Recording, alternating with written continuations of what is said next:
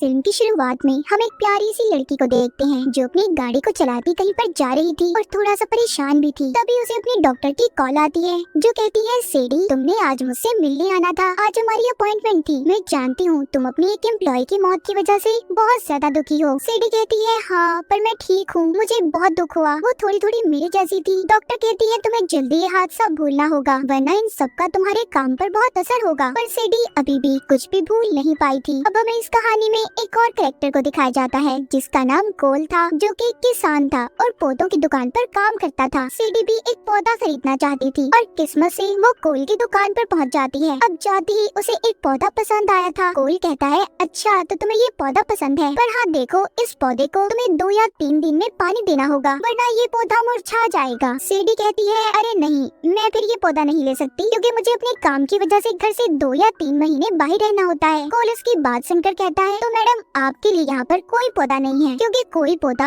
अब तक ऐसा पैदा ही नहीं हुआ जो पानी के बगैर सरवाइव कर सके, चल सके। हाँ अगर आप चाहें तो ये प्लास्टिक का पौधा ले सकती हैं। उनके दरमियान में जब बहस हो रही थी तो तभी एक लेडी आती है जो इस दुकान की मालिक थी जहाँ पर कोल काम क्या करता था। उन्होंने सीडी को उसका पसंदीदा पौधा दे दिया था। अब वो लेडी कोल से कहती है, मैं तो समझी थी तुम उस लड़की का नंबर लोगे, वो कितनी प्यारी थी और तुम उल्टा उसे बहस कर रहे थे। कोल कहता है, सॉरी मैडम, मैं यहाँ पर ये काम थोड़ी करने आता हूँ। फिर वो उस लेडी के कहने पर सीडी के पास चला जाता है जो बस जाने ही वाली थी। जब वो उसकी गाड़ी के आगे आकर गाड़ी रोकता है तो जो पौधा सीडी ने इसे खरीदा था वो गिरकर टूट जाता है। अब कोल डायरेक्ट ही सीडी से पूछता है, क्या तुम मेरे साथ कॉफी पियोगी? सीडी ये सुनकर हैरान थी कि न जान पहचान फिर भी ये मेरे साथ कॉफी पीना चाहता है, पर सीडी भी मान जाती है और उसके साथ कॉफी पीने के लिए तैयार थी। ये दोनों कॉफी पीते हुए बहुत सी बातें करते हैं। सीडी अपने बारे में बताती है कि मुझे अक्सर अपने काम की वजह से घर से दूर रहना पड़ता है। कोल उसको बताता है कि मुझे भी फसलें उगाने के अलावा हिस्ट्री पढ़ने का बहुत शौक है। ये दोनों बहुत सी बातें करते हैं। सीडी कहती है, कभी भी मुझे किसी चीज से डर नहीं लगा। कोल कहता है, अच्छा तो ये बात है, चलो वो सीढ़ियाँ देख रही हो, मेरे साथ रेस लगाओ, अगर तुम हार गई तो तुम्हें बताना होगा तुम्हें किस चीज से डर लगता है। ये दोनों अब सीढ़ियाँ चढ़ने की रेस लगाते हैं जिसमें सीडी कोल से आगे थी, वो जीत जाती है। कोल ये देखकर काफी हैरान था पर उसे सीडी के बारे में ये सब जानना अच्छा लग रहा था। वो बताती है, मैं अपनी मॉम के साथ बचपन में अपना शहर छोड़कर आ गई। मेरी मॉम बहुत ही बहादुर थी, मैं भी उनकी तरह बनना चाहती हूँ। अब बातें करते करते वो सारी रात एक साथ गुजारते हैं जिसमें दोनों अपने दुख सुख एक दूसरे से बांट रहे थे। कोल इन सब चीजों से बहुत खुश था कि उसकी जिंदगी में कोई आ गया है, वो भी सीडी जैसी लड़की और इतनी प्यारी। अब जब वो घर जाता है तो घर जाकर अपने मॉम डैड और बहन को सीडी के बारे में बताता है जिसे सुनकर उसके घर वाले बहुत खुश थे। कोल सीडी के पीछे पागल हो चुका था, वो दिन रात उसको मैसेजेस क्या करता था। उसके मॉम डैड उसे समझाते हैं कि देखो ऐसे तुम्हें मैसेज नहीं करने चाहिए, थोड़ा इंतजार करो। कोल भी उनकी बात को समझ गया था। वो सीडी को अब कोई मैसेज नहीं करता, मगर सीडी का भी उसे कोई मैसेज नहीं आया था। बहुत दिन गुजर गए थे। कोल अब काफी परेशान रहने लगता है, उसका किसी काम में दिल भी नहीं लग रहा था। तभी उसे याद आता है कि उसका इनहेलर तो सीडी के पास रह गया है जो उसे सांस लेने में मदद देता था। दरअसल कोल को सांस की बीमारी थी। अब ये अपने इनहेलर से सीडी को ट्रैक करता है, उसकी लोकेशन पता करने की कोशिश करता है क्योंकि कोल अपने इनहेलर में ट्रैकर लगा कर रखा करता था। उसे पता चल गया था कि सीडी लंदन में थी। जब कोल को ये बात पता चलती है तो उसकी मॉम कहती है, तुम्हें जाकर उसे सरप्राइज देना चाहिए, वो तुम्हें देखकर बहुत खुश होगी। मगर कोल बेचारा कभी भी किसी दूसरे शहर या मुल्क में नहीं गया था, लेकिन इस बार वो अपनी मॉम की बात को मान जाता है और लंदन में पहुंच गया था। अब जब वो एयरपोर्ट पर उतरता है तो उसे कुछ आदमी पकड़कर ले जाते हैं और टैक्समैन के नाम से पुकार रहे थे। वो बेहोश करके कोल को अपने साथ ले गए थे। अब जब कोल को होश आता है तो वो आदमी कहता है, पहले तुमने हमारे एक आदमी को मार दिया, फिर हमारा सामान चुराया और अब पासपोर्ट, पता नहीं तुम हमारे बॉस के पीछे क्यों पड़े हो। कोल उस आदमी से कहता है, अरे नहीं यार, मैं कोई टैक्समैन नहीं हूँ, तुम्हें कोई गलत फहमी हुई है, मैं तो सीधा साधा सा एक किसान हूँ जो लंदन में अपनी दोस्त से मिलने आया था। वो आदमी कहता है, अच्छा तुम एक्टिंग अच्छी कर लेते हो मगर तुम अब हमसे नहीं बच सकते। कोल उसे कहता है, मैं झूठ नहीं बोल रहा, तुम मेरा पासपोर्ट भी चेक कर सकते हो। तभी वो आदमी कोल को और ज्यादा टॉर्चर अजियत देने के लिए उस पर एक कीड़ा छोड़ने वाला था। तभी उधर सीडी आ जाती है जिसने उस जगह का दरवाजा तोड़ दिया था और आकर उस आदमी को पीछे से मार देती है। उसने चेहरे पर नकाब पहना हुआ था। कोल को भी उसने बचा लिया था और जब वो अपना नकाब उतार कर दिखाती है तो कोल कहता है सेडी तुम यहाँ पर क्या कर रही हो। सेडी कहती है ये सब मैं तुम्हें बाद में बताऊंगी। इसके बाद वो अपनी गन से वहाँ पर एक एक को मार रही थी और कोल को भी एक गन देती है। कहती है सबको मारना मेरे अलावा। वो यहाँ पर उसे अपने काम के बारे में बताती है। कहती है कि मैं CIA की एजेंट हूँ। हमारी एजेंसी के लिए इन्होंने जाल बिछाया था जिसमें तुम फंस गई। ये तुम्हें टैक्समैन समझ रहे हैं पर इन्हें क्या लगता है मैं इनके जाल में इतनी जल्दी फंस जाऊंगी। ऐसा नहीं हो सकता। कोल ये सब बातें सुनकर परेशान था। वो सोचता है क्या सेडी ने उसे झूठ बोला। यहाँ पर हमें पता चलता है कि टैक्समैन कोई और नहीं बल्कि सेडी ही है। अब टैक्समैन की क्या कहानी थी ये हमें आगे जाकर कहानी में पता चलेगा, जिसको वो लोग ढूंढ रहे थे। पर खैर किसी तरह सेडी बचाकर कोल को ले आई थी। वो एक पहाड़ी से छलांग लगाकर दोनों एक बस में बैठ जाते हैं, जहाँ पर सेडी बस को चलाते हुए उन आदमियों पर गोलियां चला रही थी जो इनके पीछे आ रहे थे और उनकी बहुत सी गाड़ियों को टक्कर मारती है। एक गाड़ी में तो बहुत जोर से धमाका भी हुआ था। सभी गाड़ियां तबाह हो चुकी थी। तभी एक गुंडा बस के अंदर आ जाता है जो सेडी को मारने ही वाला था, लेकिन कोल ने सेडी की जान को बचा लिया था। दोनों उन गुंडों से बचकर आगे निकल गए थे। सेडी एक जगह पर बस को रोकती है। कोल उससे कहता है कि तुम झूठी हो, तुमने मुझसे झूठ बोला है, तुमने सब कुछ मुझे गलत बताया अपने बारे में। सेडी कहती है नहीं, मैंने तुम्हें वो सब बताया जो आज तक मैंने किसी को नहीं बताया था। जिस पर कोल कहता है ओ अच्छा,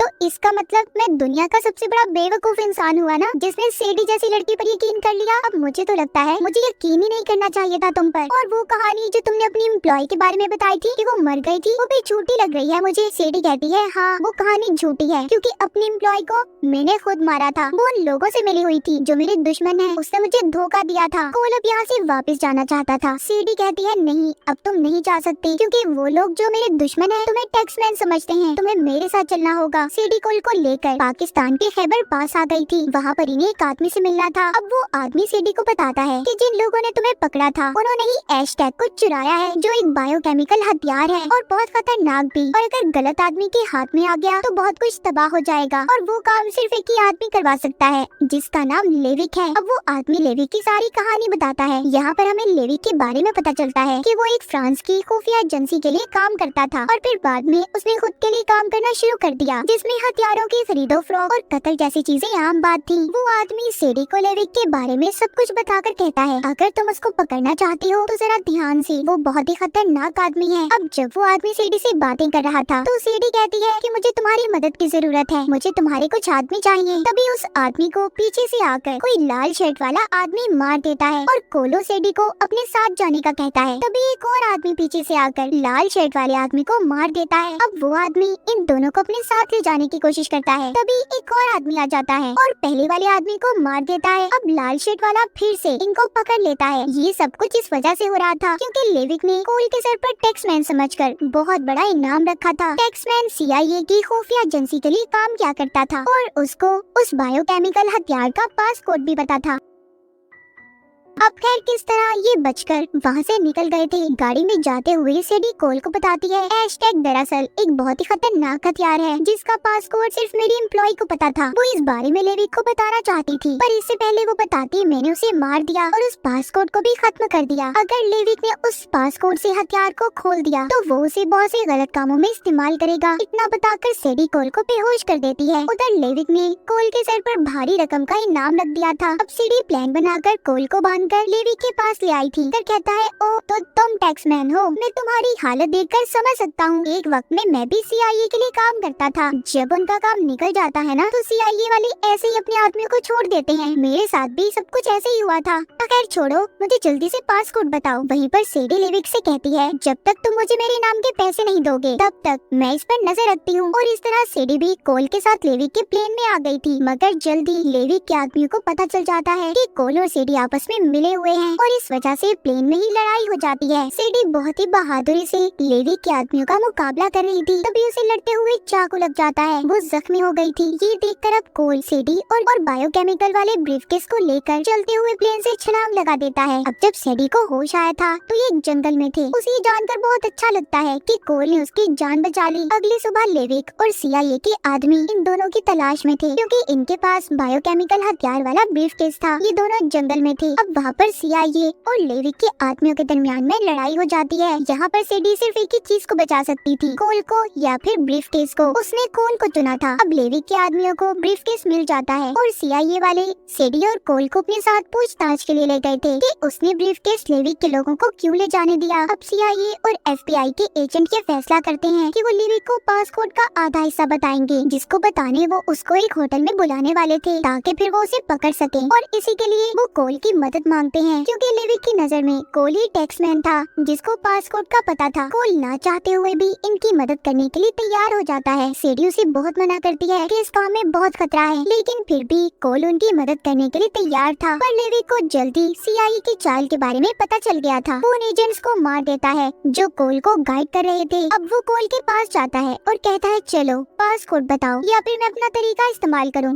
तब बताओगी। तभी वहाँ पर सेडी आ जाती है और लेविक को कहती है जिस टैक्समैन को तुम ढूंढ रहे हो वो मैं हूँ। लेविक को पता चल गया था कि असल टैक्समैन सेडी है। वहाँ पर सेडी ने असल लीडर को भी बुला लिया था। लेविक जिनके लिए काम क्या करता था, जिनका पहले लेविक एजेंट था, सेडी लीडर को पासपोर्ट बता देती है और जिसके बदले में उन्होंने सेडी के अकाउंट में बहुत से पैसों को ट्रांसफर कर दिया था। लेविक को ये देखकर बहुत गुस्सा आता है। वो सेडी को गन दिखाकर कहता है मैं तुम्हें मार दूंगा, तुमने मेरे साथ अच्छा नहीं किया, इतना बड़ा धोखा। तभी सेडी उस होटल में जोर से बोलती है कि लेविक के ऊपर बहुत बड़ा इनाम रखा है। इतना सुनकर वहाँ पर जितने भी लोग थे लेविक के पीछे पड़ गए थे और वहाँ पर इसी वजह से लड़ाई हो जाती है। लेविक के लोग ब्रीफकेस को लेना चाहते थे, जबकि दूसरे लोग वहाँ पर लेविक को पकड़ रहे थे। कोल लेविक के आदमियों को मार रहा था, उधर लेविक सेडी को मारने ही वाला था। तभी कोल आ जाता है, उसने आकर सेडी को बचा लिया था और सेडी लेविक को मार देती है। जिस बिल्डिंग में वो थे वो बहुत ऊंचाई पर थी, जिस वजह से लेविक नीचे गिरकर मर गया था। इस लड़ाई में लीडर भी मर जाता है। कोल और सेडी ने उस बायोकेमिकल हथियार को भी बचा लिया था। कहानी के आखिर में हमें कोल और सेडी को दिखाया जाता है जो एक साथ बैठकर अपनी फैमिली के साथ खाना खा रहे थे और फिर जिसके बाद हंसी खुशी जिंदगी गुजारने लगे थे। और इसी हैप्पी एंडिंग के साथ इस